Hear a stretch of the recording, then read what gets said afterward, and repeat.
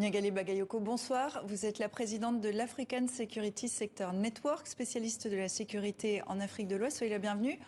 On a du mal à comprendre, dans ce contexte de tension, pourquoi annoncer une visite pour l'annuler 2 jours plus tard? C'est ce qui apparaît particulièrement maladroit dans ce nouvel épisode qui tend à détériorer davantage les relations diplomatiques entre la France et le Mali. Il est extrêmement étonnant que l'Élysée ait annoncé cette visite. Tout d'abord parce que manifestement elle n'était pas calée sur le fond, qu'il y avait des désaccords importants, et d'autre part parce qu'il s'agissait à l'évidence d'une visite à très haut risque, à mon avis, dans la mesure où le climat de protestation contre la politique étrangère et militaire de la France ne fait que se dégrader actuellement. Et est-ce que ça veut dire qu'Emmanuel Macron avait de bonnes raisons de craindre un mauvais accueil sur place ?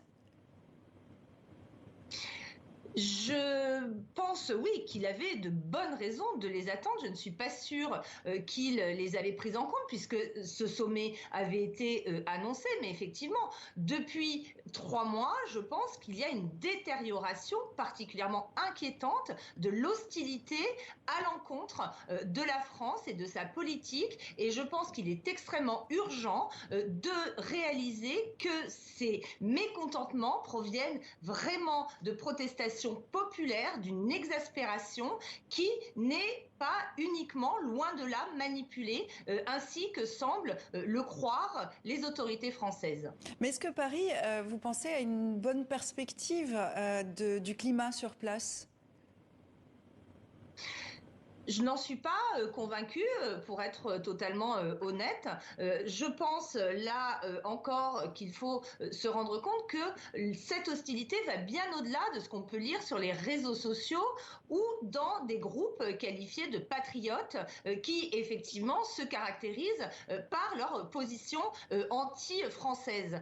Aujourd'hui, la situation s'est tellement dégradée qu'il semble que la France apparaît plus comme un risque sécuritaire que comme une garantie sécuritaire, ce qui est particulièrement préoccupant.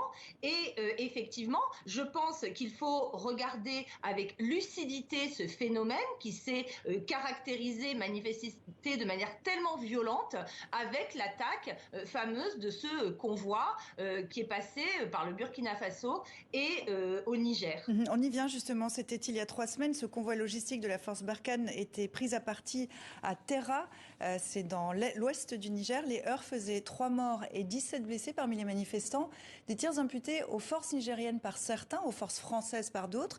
Hier, le président Mohamed Bazoum a exigé une enquête de Paris. On l'écoute. Le dispositif de maintien de l'ordre mis en place à Terra pour assurer le passage du convoi militaire français en route pour le Mali a été largement insuffisant. J'ai ordonné une enquête par nos services compétents afin d'identifier ces dysfonctionnements et situer les différentes responsabilités. S'agissant des militaires français, j'ai exigé des autorités françaises qu'elles ouvrent une enquête en vue de sanctionner ceux qui ont été coupables d'actes répréhensibles. Nyagali Bagayoko, pourquoi cette demande 3 semaines après les faits ? Parce que, à mon avis, il faut se souvenir que le président Mohamed Bazoum était intervenu précisément à la veille du drame de Terra pour réaffirmer l'importance pour le Niger du partenariat stratégique avec la France, puisqu'il faut le rappeler, il est envisagé que le dispositif de l'opération Barkhane soit davantage centré désormais vers le Niger. Or, cette intervention avait été mal perçue, particulièrement au regard du drame qui s'est produit le lendemain. Donc, je pense qu'aujourd'hui, l'intervention du président Bazoum est tout à fait salutaire dans la mesure où, effectivement, il est indispensable qu'une enquête ait lieu du côté nigérien, comme c'est le cas, mais également du côté français, voire une enquête indépendante du côté d'autorités internationales. Ce qu'on peut craindre, c'est une bavure en réalité ? Je ne sais pas si on peut vraiment parler de bavure. Hein. Moi, je ne fais pas partie des personnes qui connaissent les détails de ce qui s'est passé.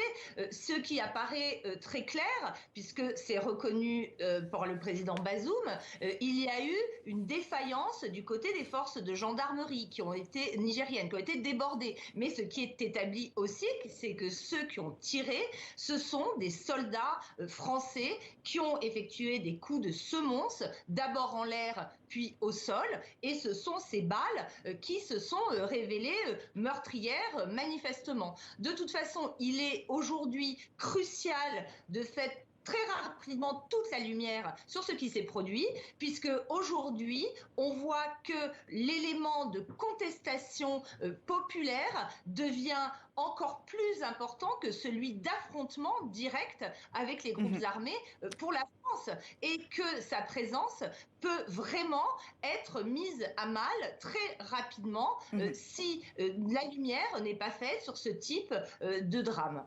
Merci beaucoup, merci Niagali Bagayoko d'avoir été avec nous dans 64 minutes. Merci pour ce décryptage.